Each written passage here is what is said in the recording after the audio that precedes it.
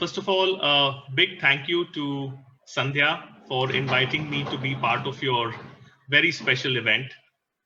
Uh, I have known Sandhya for many years now, and I have seen how she and her team have really grown and matured and developed and taken Samiksha Foundation to so many wonderful heights. I receive your newsletters and I really enjoy seeing what a wonderful impact that she and her team are making. So, Sandhya, thank you for inviting me.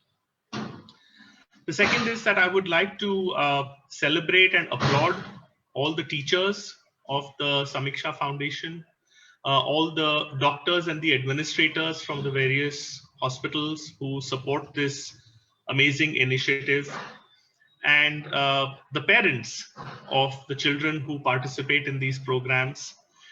I know from my own experience, I had colon cancer 20 years ago. And I know that the only thing harder than having cancer yourself is to see your child having cancer. And so I applaud and commend all those parents who are here today for the amazing journey that all of you have embarked upon. And finally, I would like to celebrate and congratulate and applaud all the students who have been part of the program and who are going to receive their scholarships today.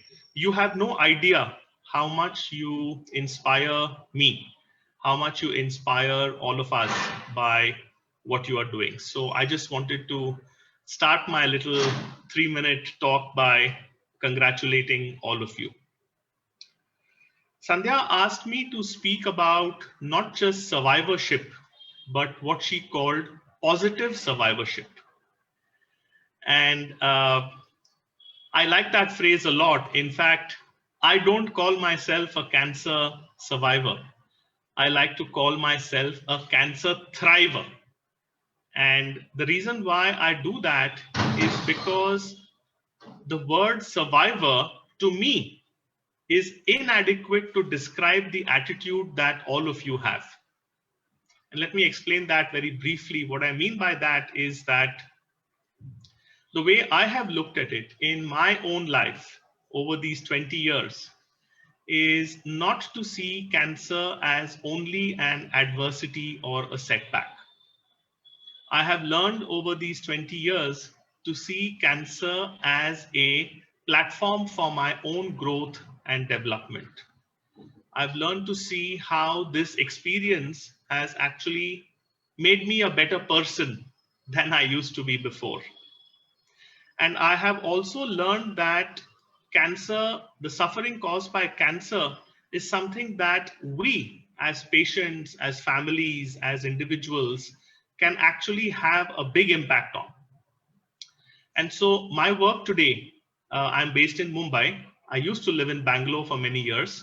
I'm now based in Mumbai. My work today is to help individuals and families take that journey from being victims in some cases to being survivors and then finally to becoming thrivers. I would also like to say that particularly for children, because education is such an important thing and cancer can be such a difficult illness to deal with, both in terms of your treatments and in terms of your physical, emotional needs, etc., that keeping the educational track going alongside your medical condition is very challenging. And I feel as if organizations like Samiksha are doing a marvelous job to make sure that as you are growing and maturing, your education does not suffer. In fact, your education is growing, it is developing just in the way that you are growing and developing. Today, actually, I want to share a personal story and then I will close because I don't want to take up too much time. Today, I attended the funeral of one of my great heroes who was the principal of my college, St. Xavier's College in Mumbai, Father Lancy Pereira. And not only was Father Lancy Pereira the principal of my college and somebody who I greatly admired then, but he's also an expert on holistic and integrated approaches to cancer. As a PhD, as a microbiologist, as a life science expert from Cornell University in the USA, he's an educator and he's an expert. And he's the one who actually put me on the path to say that your cancer experience has value not only to you and to your family, but you can take your cancer experience and make it of value to others.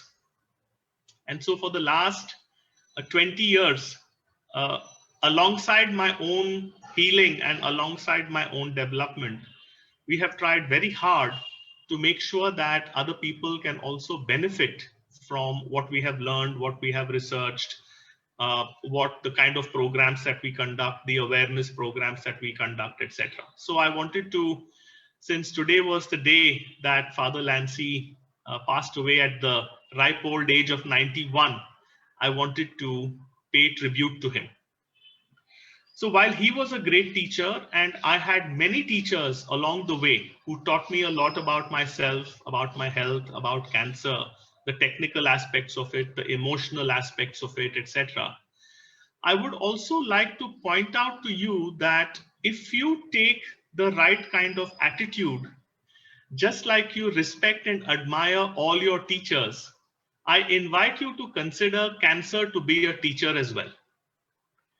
Just think about all the challenges that cancer has placed in your path. Just think about all the challenges that you have overcome and the person you have become as a result of facing and dealing with this disease. So in my work and in our work, the way we look at cancer is to think of cancer as a teacher, to think of cancer as an adversity that we have to deal with, but we can deal with it with courage. We can deal with it with fortitude. We can deal with it with the support of our parents, our families, our teachers, all of those who are supporting us.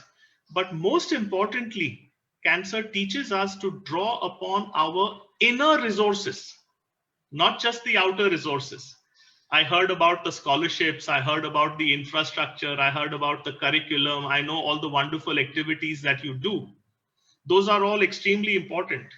But the message I would like to leave behind with you, which is really about positive survivorship, as Sandhya said, is to learn how to draw inspiration from within yourself and how you can take your own cancer journey and make it relevant and valuable and inspiring for others.